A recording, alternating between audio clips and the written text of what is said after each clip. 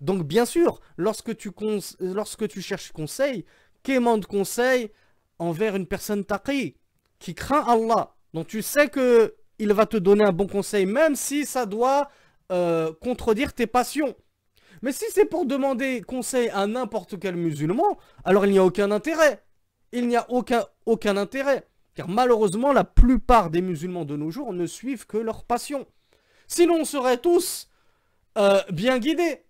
On serait tous bien guidés. Et Rasulullah sallallahu alayhi wa sallam n'aurait pas dit: ma communauté va se diviser en 73 sectes. Toutes seront dans le feu sauf une seule.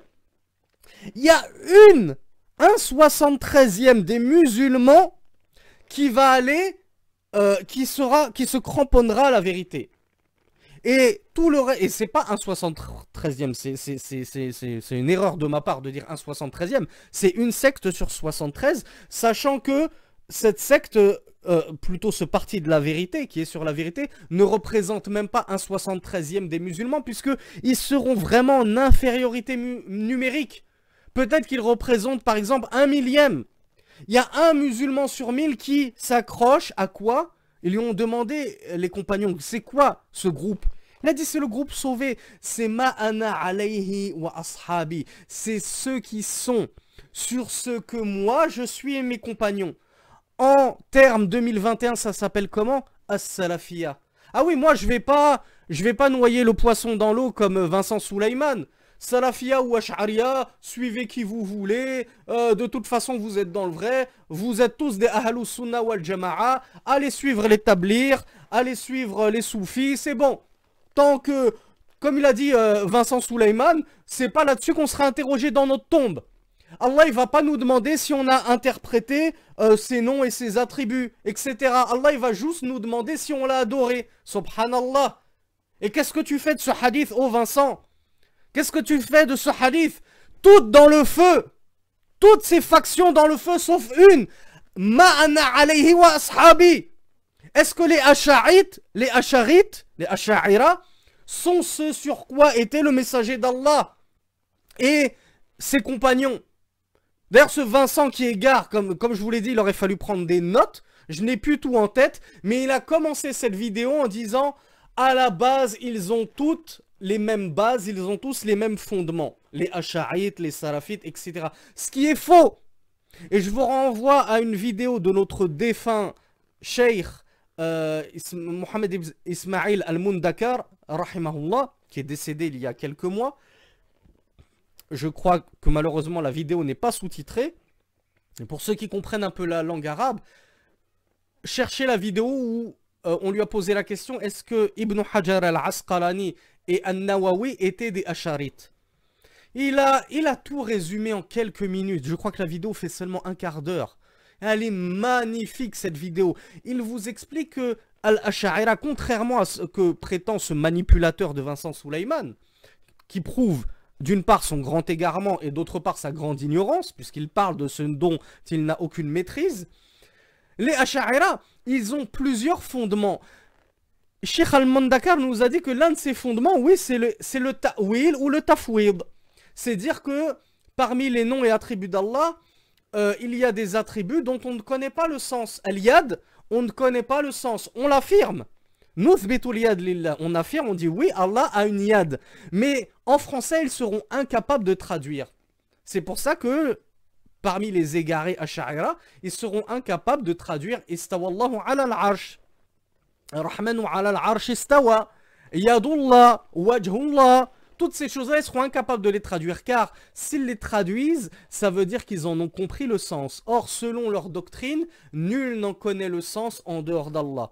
Donc, ils ont deux madhab. Soit le madhab du tafwid, et ils remettent le sens à Allah, en disant, nous, on n'en connaît pas le sens, ce qui est faux. Et en plus, ils prétendent que ça, c'était le madhab des salafs, ce qui est faux. C'est ce qu'on nous a enseigné à El-Azhar. On nous a dit le madhab des salafs, c'est le tafwid, ce qui est entièrement faux. Deuxième madhab, c'est le fait de faire un ta'wil. C'est-à-dire là, on va faire une interprétation et on va se permettre de dire il se peut que le sens ce soit la puissance. Par exemple, Yadullah, la main d'Allah, il se peut que le sens de la main d'Allah, c'est la puissance. Donc ça ne veut pas dire main finalement. Al-Yad, dans ce contexte-là, ne veut pas dire main, ne veut pas dire qu'Allah il a une main. Ici, ça veut dire qu'Allah il a la puissance. Donc il détourne complètement les noms et les attributs d'Allah subhanahu wa ta'ala. Donc, Cheikh Mundakar nous a dit ça, c'est un des piliers des Ash'ara. Mais c'est pas juste ça le Ash'arisme. Si ce n'était que ça, alors il n'y aurait pas tant de critiques envers les Ash'ara. Mais il nous a dit parmi les fondements du Ash'arisme, taqdimul aqli ala naql. Et ça c'est bayyin, c'est évident pour quiconque a étudié la aqida Ash'ariya avec les maîtres Ash'arites. La première chose qu'on t'explique, c'est que tout ce qui contredit la raison, on le détourne. On le dépouille de son sens, jusqu'à lui donner un sens qui corrobore notre raison. Ah, Allah a deux mains. Ah ben non, moi ma raison me dit que deux mains, il n'y a que les humains qui ont deux mains. Donc Allah ne peut pas avoir deux mains. Donc Yadullah, forcément, ça veut dire, et je vais détourner le sens pour que ma raison l'accepte. Ah ben, puissance, oui, puissance, ça me va. Puissance, ça me convient très bien. Bon, ben, Yadullah, ça veut pas dire la main d'Allah, ça veut dire la puissance d'Allah. Et ça, c'est basé sur quel précepte, sur quel pilier? Le pilier de taqdimul aql ala naql. On fait précéder notre intellect, notre raison sur les textes. Rasulullah, il a été envoyé comme mufassir al-Qur'an, comme explicateur du Coran. Est-ce que Rasulullah aurait laissé ses compagnons dans l'égarement? Il voit le mot Yadullah, la main d'Allah, le visage d'Allah, Saq, la jambe d'Allah, il voit qu'Allah s'est élevé au-dessus de son trône, etc. Est-ce que Rasulullah leur a dit attention, hein? Ces choses-là, ne vous imaginez pas qu'Allah il a une main, sinon ce serait de l'anthropomorphisme. Non, ça veut dire qu'Allah il a la puissance. Le visage d'Allah, ça veut dire sa noblesse. Le pied d'Allah, ça veut dire qu'il est jabbar, qu'il est autoritaire, etc. Non, le messager d'Allah s'est contenté de reprendre exactement les termes du Coran. Et il est même allé plus loin. Lorsque dans un hadith authentique, qu'il a parlé que les cieux, que les cieux seront ployés dans la main d'Allah, il a fait ce signe-là en lisant le verset. On l'expliquait dans nos cours de Minhaj al-Muslim, mais il n'y avait pas la vidéo, puisque j'étais dans une mosquée. Rasulullah fait ça, aqbala wa adbara. Il a fait un mouvement d'aller-retour avec ses doigts. Pour désigner la main d'Allah. Alors certes, la main d'Allah n'est pas comme notre main, mais Rasulullah a bien voulu nous dire que la main d'Allah, c'était un attribut qu'il fallait comprendre selon le sens apparent. Ensuite, comment est-elle en détail? Allahu a'lam. Mais ne vous imaginez pas que la main d'Allah, c'est pas sa main justement, c'est plutôt la puissance. De la même façon, lorsque le messager d'Allah a dit wa huwa sami'un basir, il a fait comme ça. Il a montré vers son œil et son oreille pour montrer que Allah entend et voit réellement. Il ne faut pas s'imaginer que ça veut dire que ceci et cela. Et d'ailleurs, al-istiwa, qui est la pierre angulaire qui fait al-farq bayna ahli sunnah wa ahli al-bid'a wal mubtadi'in wal mubtadi'a, l'élévation d'Allah au-dessus de son trône, qui est la pierre angulaire qui distingue entre le vrai et le faux. Les tenants du vrai, les tenants du faux. Les gens de la sunnah et les gens de l'innovation et du faux.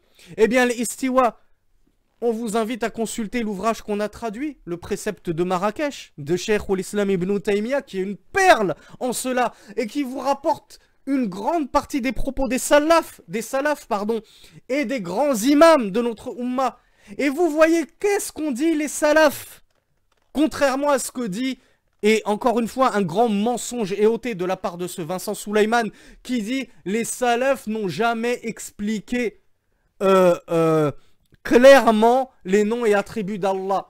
Non, donc c'est pour ça que après eux, eh bien, l'imam Ash'ari et les autres, ils ont dû expliquer, ils ont dû faire des ta'wil. Pourquoi? Parce que les salafs ne l'ont jamais expliqué. Kadhab! Regardez ces imposteurs! Et vous écoutez des imposteurs et vous vous en délectez. Comment voulez-vous ne pas finir égaré vous-même? Et ne dites pas que personne ne vous a jamais mis en garde. Parce qu'il y a une poignée de frères, jaloux pour leur religion, qui essayent de vous dissuader. Pas parce qu'on veut récupérer tout leur public, ça on s'en fiche. Comme on l'a dit, le fait de dire la vérité ne nous laissera aucun ami. Et moi je m'en fiche d'avoir des amis ou des abonnés ou des suiveurs. Même si j'ai une personne qui me regarde sur YouTube, je continuerai à faire des vidéos. Même si j'en ai 0, je me dis que peut-être, quand je serai mort, mon fils regardera mes vidéos. Et déjà, si j'ai réussi, si Allah, par mon biais, guide mon fils, j'aurai déjà tout gagné. Ensuite, les autres, c'est Allah qui guide. Mais on aura fait notre devoir. On se sera acquitté de notre devoir. Donc ce grand menteur de Vincent Souleyman qui prétend que les salafs n'ont jamais expliqué clairement les noms et attributs d'Allah, revenez au précepte de Marrakech, qui est maintenant récemment mis en vente de l'imam Ibn Taymiyyah, qu'on a traduit justement avec grand soin par la permission d'Allah, car ça nous tenait à cœur. C'est un livre qui nous tient à cœur. Et vous le trouverez bien sûr dans tant d'autres livres. Des livres de Aqida, il y en a des bibliothèques entières. Tout ça, c'est le coin Aqida. Les deux bibliothèques, c'est un coin Aqida. Et j'ai pas tous les livres. J'avais pas l'argent pour tous les acheter. Vous trouverez les paroles des salafs lorsqu'ils ont dit, lorsqu'on les questionne, qu'est-ce que veut dire Ar-Rahmanu ala al-arsh istawa, le tout miséricordieux, il s'est établi au-dessus de son trône. Ils ont dit Huwa fawqa samawatihi fawqa al-arsh. Ils ont employé un autre mot synonyme pour leur expliquer que c'est bien ainsi qu'il faut comprendre. Al-istiwa wal-ulu wal-irtifa'. C'est l'élévation. N'écoutez pas ces mubtadi'a, ces innovateurs qui vous disent non, on ne peut pas parler de djihad, de sens par rapport à Allah. Allah, il n'est pas concerné par les 4 directions. Allah, il peut pas s'élever, c'est pas une personne humaine. C'est les humains qui s'élèvent et qui descendent comme ça. Allah n'est pas concerné par toutes ces choses-là. Non, istawa ala al-arsh, ça veut dire il a pris le pouvoir sur le trône qui est la créature la plus forte et la plus imposante d'Allah. Donc le fait de prendre le pouvoir sur le trône, c'est pour nous montrer la puissance d'Allah. Regardez à quel point ils ont dévié la quintessence de ce verset. La substance ultime du sens de ce verset. Al-Ulu, l'élévation d'Allah, ils en ont fait une puissance. Quel rapport? La puissance, c'est une chose. Al-Qudra shay, ou Al-Ulu shay. Et les salafus salih ont justement dit, pour expliquer que c'est bien l'istiwa est bien Al-Ulu, il est au-dessus des cieux. Ils lui ont donné une direction, il est au-dessus des cieux. Et ils ont dit au-dessus de son trône. Et des paroles comme ça, on en a plein.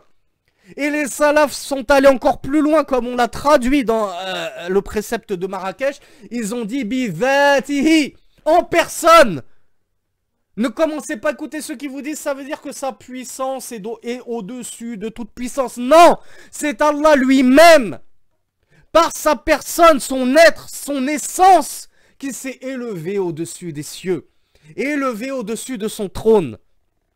Donc vous voyez mes chers frères, à quel point on peut facilement tomber dans l'égarement et sortir de ce hizb, Hizbullah, le parti d'Allah, pour finir dans l'un des 72 autres hizb, ces 72 autres sectes qui seront, selon le témoignage de Rasulullah, toutes dans le feu, sauf Hizbullah. C'est quoi Hizbullah? C'est pas du tout le Hezbollah du Liban, je ne sais pas d'où ils sortent d'ailleurs, d'Iran ou je ne sais quoi. Non, Hizbullah c'est ma ana alayhi wa ashabi. Rasulullah vous a dit c'est ceux qui sont sur ce quoi je suis ainsi que mes compagnons. Tu veux faire partie des gens sauvés du feu? Suis le messager d'Allah selon la compréhension de ses compagnons. C'est pour ça que les savants de la Sunna, les frères prédicateurs de la Sunna vous disent toujours suivez les pas des pieux prédécesseurs. Parce que les pieux prédécesseurs, ce sont ceux qui ont suivi les tabi'in. Et les tabi'in, ce sont les élèves des compagnons.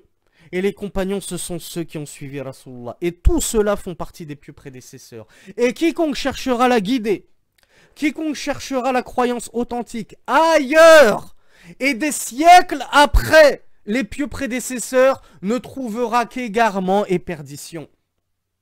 Quiconque cherche à prendre des cours avec Mohamed Nadir de Nour al-Moubin, en plus il va payer pour ça. Il y a des pléthores de cours gratuits de croyance sur les 3 fondements, sur les 4 règles, sur Kitab Tawhid. Notre frère Abdel Karim, il nous a fait des cours dessus. Tous les frères de la Sunna font des cours dessus, gratuits. Vous avez juste à cliquer play, vous n'avez même pas 1 centime à payer. Et non, vous préférez foncer tête baissée dans des séminaires où vous allez perdre votre argent et votre fitra, votre saine nature. Vous allez perdre votre aqidah, votre croyance. Vous allez perdre le suivi de la sunna pour suivre des mubtadi'a, des innovateurs. Alors désabonnez-vous de ma chaîne si ça vous fait plaisir. Alhamdulillah, on ne dit pas la vérité, on ne dit pas ces choses-là pour s'attirer des abonnés. C'est pas notre intérêt. On dit cela pour nous acquitter de notre devoir, comme on l'a déjà dit. Ad-dinu an-nasiha. Le messager d'Allah sallallahu alayhi wa sallam a résumé toute la religion en un mot. Il a dit la religion c'est quoi? C'est le conseil. Moi j'essaye de mettre en pratique ma religion. C'est quoi? Je vous donne le conseil. Attention, ne suivez pas un tel. Ne suivez pas un tel.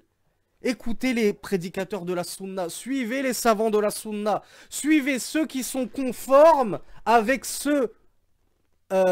avec quoi est venu le messager d'Allah et ses compagnons, pour faire partie de cet unique groupe, le groupe sauvé, At-Ta'ifatul Mansoura, car tous les autres goûteront au châtiment de l'enfer. C'est la promesse du messager d'Allah sallallahu alayhi wa sallam. D'ailleurs, par quoi pensez-vous que beaucoup d'imams et le messager d'Allah en premier lieu commençaient ses khutab? Parce qu'on appelle khutbatul haja. Et dans khutbatul haja, le messager d'Allah sallallahu alayhi wa sallam nous dit wa kullu bid'atin dalalah wa kullu dalalatin finnar. Toute innovation est un dalal, est un égarement, et tout égarement est dans le feu. Et vous accrochez à des gens qui vous noient dans les innovations et donc qui vous tirent avec eux vers le feu, qui vous est promis si vous ne faites pas taouba et que vous ne revenez pas à Allah et à la sunna du messager d'Allah selon la compréhension des salafus salih, les plus prédécesseurs. Moi je ne vais pas, comme je l'ai dit, prendre 4 chemins. C'est le seul chemin que je connais pour vous. Et je ne vais pas vous dire comme Vincent Souleyman, choisissez le chemin que vous voulez. Al-Muhim, c'est que vous soyez musulmans. C'est tout ce sur quoi vous serez questionné. Qui est votre Dieu, qui est votre prophète, c'est tout. Le reste, on ira tous au paradis. Si c'est pas le minhaj des Ikhwan, je ne sais pas ce que c'est. Hein, ne vous faites pas berner par la longueur de la barbe. Ne vous faites pas berner par un qamis. Les pires des imposteurs portent une barbe et un qamis. Les plus grands charlatans.